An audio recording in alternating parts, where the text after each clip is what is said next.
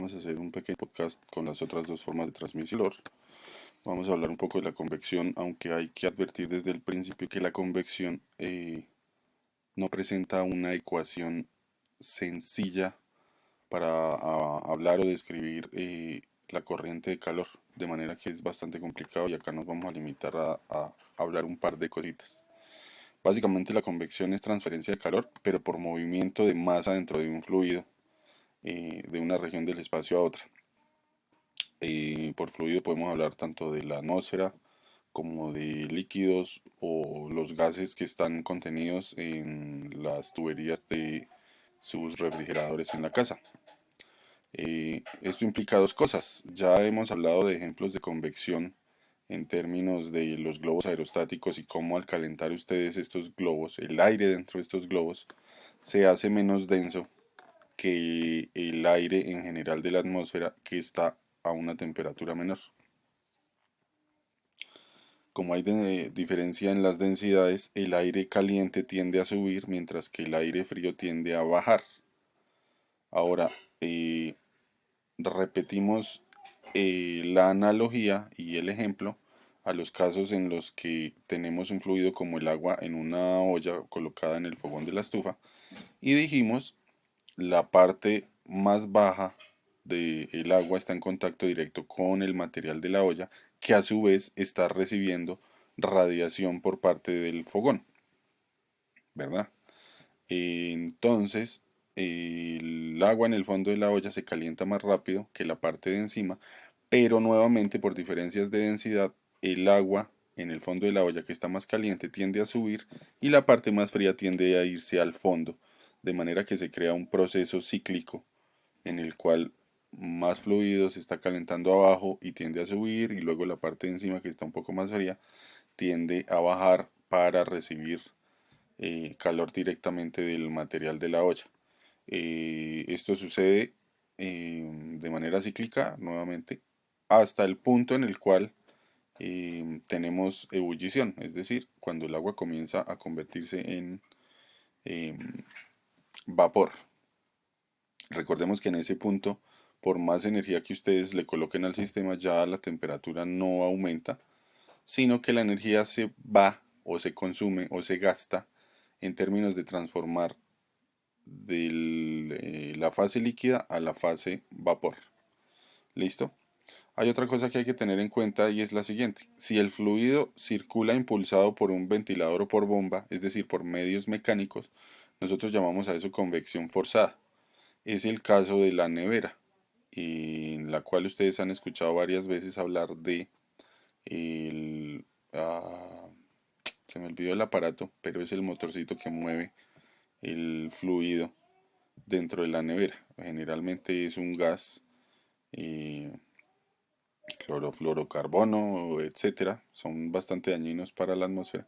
Pero lo importante es que esta máquina mueve el fluido. Este fluido va a tender a absorber el calor de los alimentos que se ponen adentro de la nevera y ese calor termina expulsándose también de forma forzada a través de una de las paredes o una rejilla de la nevera que generalmente está colocada en la parte de atrás. Entonces lo que estamos haciendo en cierta manera es tomar el calor que hay adentro de la nevera, moverlo a través de un fluido y llevar este fluido a una parte donde puede donarlo o cederlo más bien a la atmósfera externa. Esta es la razón por la cual a ustedes les dicen que no abra mucho las puertas de la nevera, porque eh, la idea es que el fluido se transporte este calor y lo saque a la atmósfera. Y si usted mantiene la nevera abierta, pues entonces usted no va a tener una diferencia de temperaturas, sino que por el contrario todo se va a mantener en términos de la temperatura del medio ambiente. ¿Listo? Ah, cuando el flujo se debe a diferencias de densidad normal, como el ejemplo que acabamos de dar del globo aerostático o el del agua en la ollita, entonces eso lo llamamos convección natural o convección libre. Otra cosa que les había comentado es que debido a este tipo de convección natural, nosotros tenemos los vientos en el planeta. La razón es, hay zonas donde el sol ha calentado más partes de la atmósfera, hay zonas donde no, y entonces el fluido tiende a moverse de manera que transporte ese calor a otros lugares. Eh, Cuando hablamos de este fluido, pues estamos hablando de la atmósfera y entonces ustedes lo que obtienen es un montón de corrientes de aire, unas ascendentes, unas descendentes y eh, también movimientos en forma horizontal o combinaciones de los mismos. En últimas, si ustedes se dan cuenta, los vientos se generan, por ejemplo, en Tunja, después de un día soleado a tipo 5, 5 y media, cuando el sol ya se ha ocultado detrás de las montañas, comienzan los vientos fuertes y la razón es sencillamente que la fuente de calor que estaba, la fuente que estaba cediendo la energía a la atmósfera, de momento ha desaparecido y entonces la atmósfera tiende a buscar el equilibrio térmico. Esa es la razón por la cual hay una gran cantidad de viento, sobre todo en el centro de Tunja, entre yo diría las 5 y las 6 y media. Si ustedes notan, ya después de las 7 la atmósfera está fría, pero ya tiende a no tener mucho viento y esta es una de las razones. Otra cosa que podemos hablar así rápidamente de la corriente de calor causada por la convección es que es aproximadamente proporcional a la potencia 5 cuartos de la diferencia de temperatura entre la superficie y el promedio del fluido.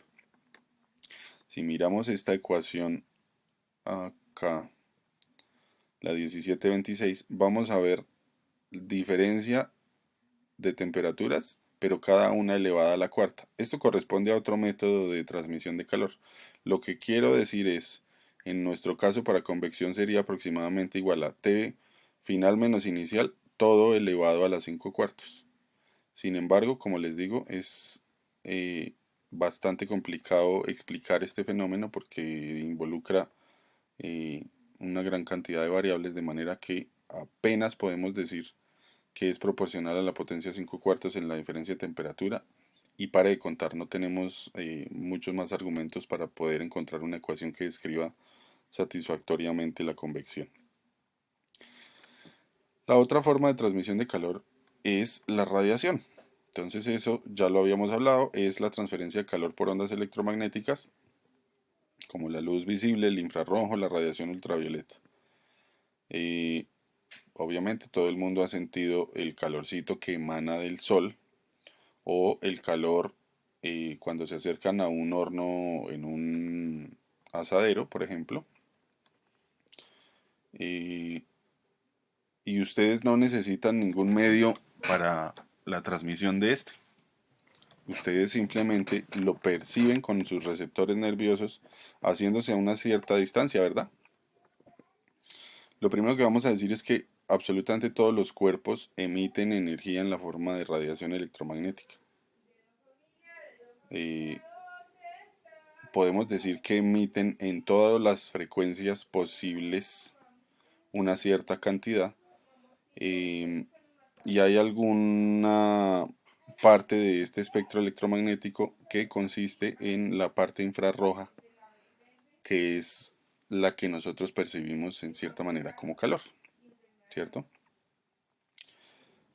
Aún así, hay momentos en que eh, ustedes pueden percibir también luz eh, cuando aumentan la temperatura de un cuerpo, sobre todo y generalmente para nuestro conocimiento intuitivo, los metales. Si ustedes ponen un metal en la candela, pues este se va a calentar bastante.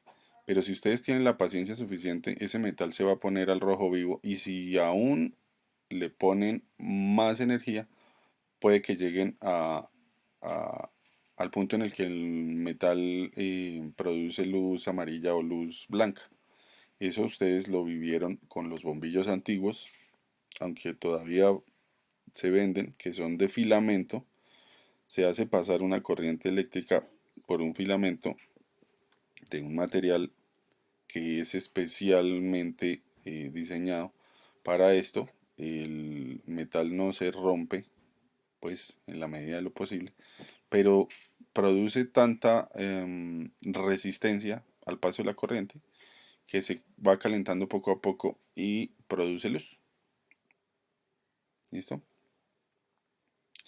Ahora, eh, cosas de las que queremos hablar en términos de la radiación es que esta corriente de calor eh, depende de la superficie o del área del cuerpo que estamos estudiando, que está emitiendo este calor, eh, y además si la temperatura del cuerpo aumenta, pues esta radiación aumenta y lo hace según la cuarta potencia de la temperatura en grados Kelvin. ¿Listo? Eh, Esta radiación depende del tipo de material, entonces existe una constante llamada emisividad que se nota con la letra E y que es particular para cada material. Esta constante no tiene unidades y puede estar entre un valor mínimo de 0 y un valor máximo de 1. Eh, Algo así como una especie de eficiencia a la hora de irradiar radiación electromagnética o calor. Y la fórmula 1725 nos da efectivamente la fórmula matemática que nos explica esta corriente de calor. En esta corriente de calor vemos que H es igual al área, a esa constante que acabamos de mencionar, denominada emisividad, que depende del material. Tenemos una nueva constante que se llama sigma y tenemos la temperatura a la cuarta potencia. Esta constante sigma sí tiene unidades y se llama constante de Stefan-Boltzmann. Tiene un valor 5.67 por 10 a la menos 8 watts sobre metro cuadrado grado Kelvin a la cuarta. ¿Listo?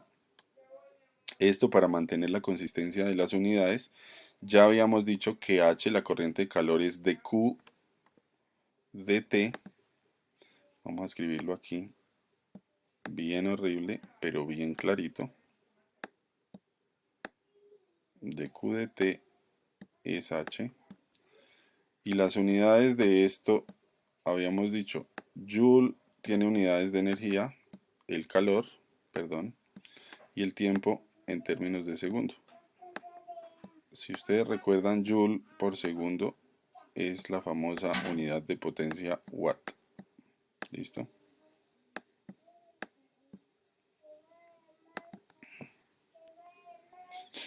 Ahora, ¿qué pasa si tenemos en cuenta no solo que el cuerpo está a una temperatura y está radiando calor en la forma de ondas electromagnéticas, sino que también tenemos en cuenta la temperatura del medio ambiente?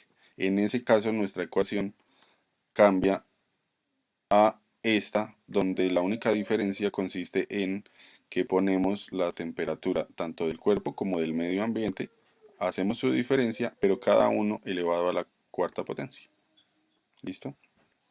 Por ejemplo, un ejercicio dice, una placa de acero delgada cuadrada de 10 centímetros de lado se calienta en una forja a 800 grados centígrados. Su emisividad es de 0.6, algo así como el 60% de eficiencia. Calcule la razón total de emisión de energía por radiación, es decir, calcule la corriente de calor. Entonces H es igual al área por la emisividad, por la constante Stefan-Boltzmann, por la temperatura a la cuarta potencia.